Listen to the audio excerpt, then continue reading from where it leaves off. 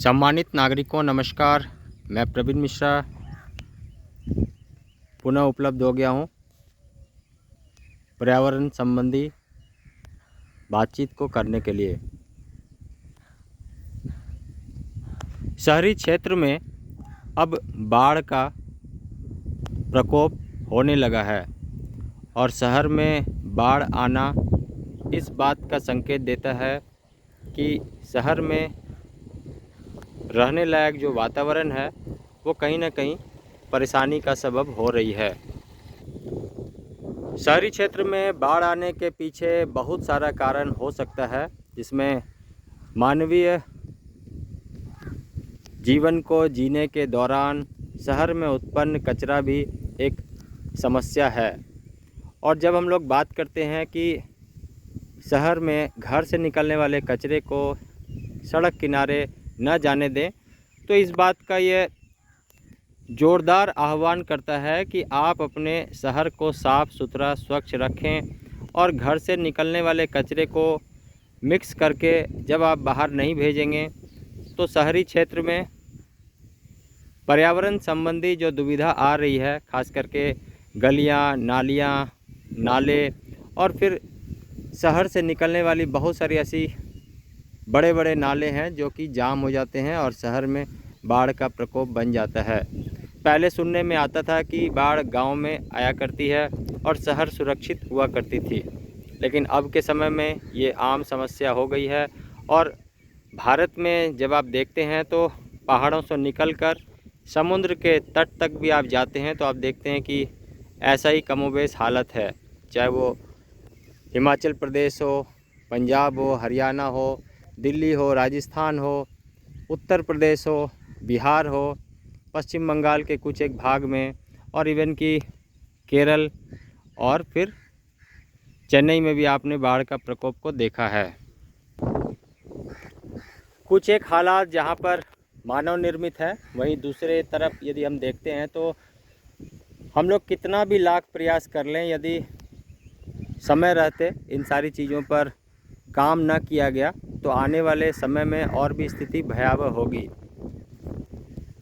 जब पहाड़ों से निकलकर पानी और पानी का वेग और बादल का फटना और अचानक से बहुत ज़्यादा पानी बैराज पे आ जाना और बैराज पर कोई डैम ना होना, इस बात का भी संकेत देता है कि हम लोगों ने जो तैयारी कर रखी है वो तैयारी पुराने समय की है और अब आने वाले समय में खतरे के निशान से भी लगभग 2-2.5 मीटर ऊपर तक गंगा का, यमुना का होना इस बात का संकेत देता है कि शहर की स्थिति के साथ साथ आने वाले समय में ये सारी व्यवस्था को दुरुस्त कर लिया जाए, जिससे कि भविष्य में ये चुनौती कम हो सके।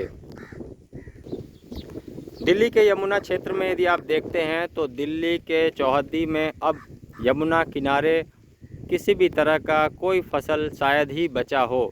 और इसमें यदि हम बात करते हैं सब्जियों का, तो ये सब्जियां बिल्कुल विलीन सी हो गई है और अब कुछ भी नहीं है। किसानों की समस्या काफ़ी व्यापक है, क्योंकि किसान काफ़ी आस लगाकर अपनी खेती को करते हैं और खेती एक संस्कृति भी है। किसान घाटा और फ़ायदा का बहुत ज़्यादा भरोसा ना करते हुए भी खेती लगातार करते रहते हैं, लेकिन खेती पर मार विगत कुछ दिनों से लगातार होती आ रही है। और दिल्ली में पिछले साल भी जहां पर बाढ़ का प्रकोप यमुना किनारे देखा गया था, वहीं इस वर्ष तो इस बाढ़ ने और भी हाहाकार मचा दिया है। हमारे साथ कुछ किसान भाई हैं जो अपनी व्यथा को आप तक पहुंचाएंगे। आप सुने और उनके प्रति संवेदना रखें और ईश्वर से हम लोग कामना करें कि इस तरह की विकराल स्थिति आने वाले समय में ना होने पाए।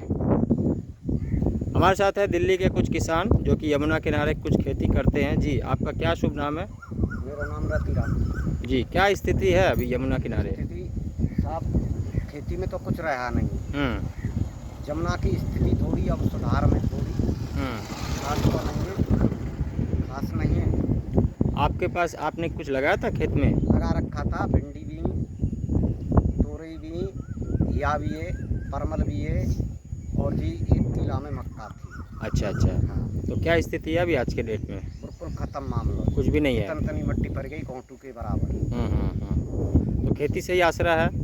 आसरा नहीं है, मोटर ये तो है। अब कुछ भी नहीं है। नहीं। अच्छा, ठीक है। तो अब फिर जो तैयारी है, जैसे खेत तो अभी काफ़ी गीला है, हाँ, तो वर्षाकालीन जो समय था ये तो पूरा निकल जाएगा। देखो जी, दीपावली के आसपास ही की आस है, कुछ है, कुछ फसल निकलेगा दिवाली के बाद ही का। दिवाली के बाद। हाँ, तो अब ये मान के चलिए कि इस बार फिर यदि मान लीजिए बाढ़ आ गया और फिर तैयारी हो रहेगी तो और नुकसान पड़ेगा। नुकसान तो पड़ना ही। चलिए, उम्मीद करते हैं कि थोड़ा सुधार हो जाए। बाकी तो ये ईश्वर की इच्छा है, और कुछ लोग भी अपने अपने व्यवहार में सुधार कर लेंगे तो बहुत ही सुधार हो जाएगा। गरीब आदमी है जी, कर्जा ले लेके खेती में बहुत पैसा लगाए तो। दिल्ली में चूँकि मंडियां हैं, और ये सब्जियों की बड़ी बड़ी मंडियां, जहां पर पूरे भारत से विभिन्न जगह से ट्रक में सब्जी आ जाती है, और शहर में बहुत ऐसी कुव्यवस्था सब्जियों के मामले में नहीं होती है। हालांकि कच्चे चीज़ों का बाज़ार होने के वजह से कुछ चीज़ों में उतार चढ़ाव होता है, और वो मौसम के वजह से या फिर यातायात के वजह से होता है। फिर भी यदि हम ये बात करें कि दिल्ली में सब्जियों का उगाना और शहरी क्षेत्र में ताज़ी सब्जियों को पहुंचाना, ये यमुना किनारे भी होता आ रहा है, और बहुत सारे किसानों का आश्रय इस पे चलता आ रहा है।